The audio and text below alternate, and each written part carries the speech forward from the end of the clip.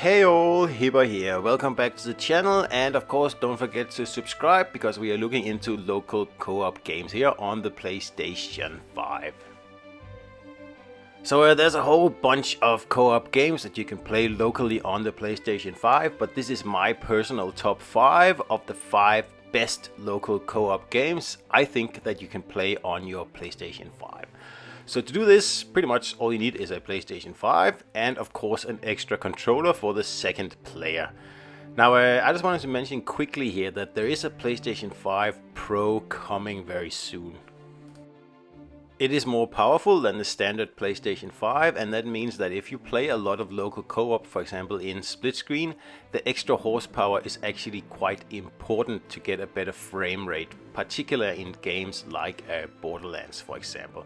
So anyway, just a heads up in case that you really want to get the most fluid split screen gameplay you can. Alright, so let's start the top 5 here, and in spot number 5 we find Sackboy. Now this is a great local co-op play for 2 players, and it is just so much fun. And one thing that's very particular about this game is that it is exclusive to the PlayStation 5. So what that means is that even if you have an Xbox or a Nintendo Switch, you will not be able to play Sackboy. And that is a shame, because this is a great platformer. It's actually very long and with lots and lots of levels. And there is a kind of built-in competitive element as well, where you can, fight for points. But I highly recommend it, and definitely my top 5 in the platformers available on the PlayStation 5 that you can play together with a friend.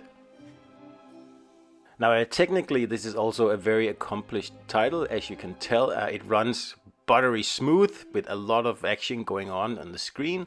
And at no point it actually splits the screen into 2, which is very useful, especially if you're playing with smaller kids. It's always better to have one screen then. Anyway, this is my number 5, so let's move on to the next title. Alright, at number 4 we have a game that simply just came out of nowhere. Now this is called the Ascent, and it is basically a top-down twin stick shooter, and the couch co-op experience is excellent, and it's also very easy to get started. So the game takes place in this very colorful kind of dystopian cyberpunk world where people are pretty much enslaved to corporations, and the game is pretty much about you fighting your way out of that enslavement. But this game is so much more, and as you can tell, the Cyberpunk 2077 influence is definitely there, but this is a very different game. So the gameplay with several players is fast, fluid, and it is a lot of fun. Now it does have some Diablo elements in here, where you are picking up loot and upgrading your weapons, and deciding which weapons to use, and all sorts of kind of upgrades as well. It really makes this game a very deep experience, although it may look kind of simple here. The game requires the 2 players to work together well, and there's lots of challenges when you play with someone else, and of course a lot of fun.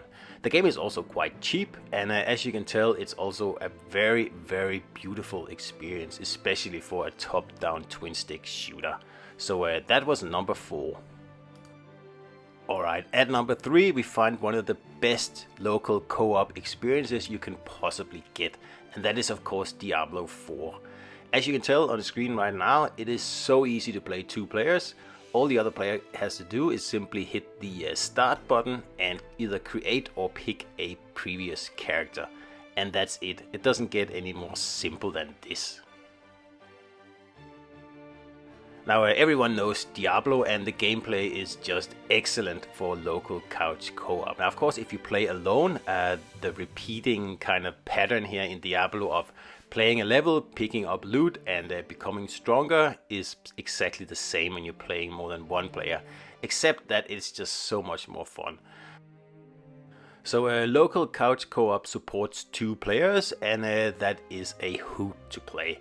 like I already mentioned before, you know, walking out there and, you know, just taking on enemies, grabbing gear, and, you know, also exchanging gear, because sometimes one player picks something up that actually the other player could kind of use. And so you're going to have a lot of discussions with your co-op partner as to where you're going, what you're going to attack first, what build you're going to use, and it's just a lot more of an involved experience than, for example, playing online, where you kind of have the same conversations, but it's not the same thing as having it on a couch right next to your friend, your spouse, your brother, your kid, or whatever. But Diablo 4, you cannot go wrong with this game as a local co-op experience. It is a masterpiece.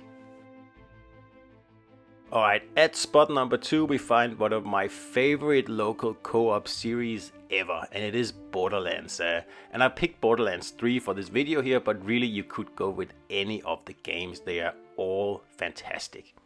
So the way to set up a local couch co-op game in Borderlands 1, 2, 3 or the pre-sequel, whatever you choose, is very, very easy. All you gotta do is just press the start button again at the main menu and you know, choose that you want to play a co-op game. Each player can use an existing character, but of course you should try to pick characters that are around the same level. Otherwise, at least for a while, one player is gonna have a little bit of a tough time. Once the game starts, you will play in split screen, and you can play horizontal or vertical. Now here I have vertical. I personally prefer this way to play, because on modern widescreen TVs I think this is a well, pretty much a better way to play, and you don't get that weird fisheye distortion that you get with the very, very wide horizontal play. Now Borderlands will take a very, very long time to finish, and once you finish, there's a whole heap of DLC available for all the games. Now if you start with Borderlands 1, for example, and work your way through number 2 and then number 3, you will have enough entertainment there for probably 1 or 2 years. It is that big. Now, because Borderlands is also quite a humorous series of games, you're gonna have a few chuckles with your local co-op partner, and of course that always helps when you're having just a lot more fun playing a game. So Borderlands 3 or 1 or 2 or pre-sequel, doesn't really matter. They are all highly recommended and you cannot go wrong. So that's my number 2. Alright, and at number 1 we have a masterpiece of a game, and of course, I'm sure you guessed this already, it is Baldur's Gate 3. Now this game is special because if you play it alone, you're going to have a 10-10 time. It is an excellent game, one of the best games ever made, and there's just no contesting that, to be honest. And the fact that you can play this same game in local couch co-op is just mind-blowing, because first of all, it's a very technically demanding game, and I don't know how Larian, the developer, pulled this off, but they did. Now, as Baldur's Gate 3 is a role-playing game, you're going to be spending a lot of time in menus, and luckily Larian has thought of this, because if you think of something like Diablo 3, that was a horrible experience in local couch co-op because only one player could be in the menu at one time. But in Baldur's Gate 3, you can do whatever you want as one player, while the other player does whatever he or she wants. It keeps the flow of the game going, so you can craft some stuff in your inventory while someone else is having a chat with an NPC, or even your other player is in a fight.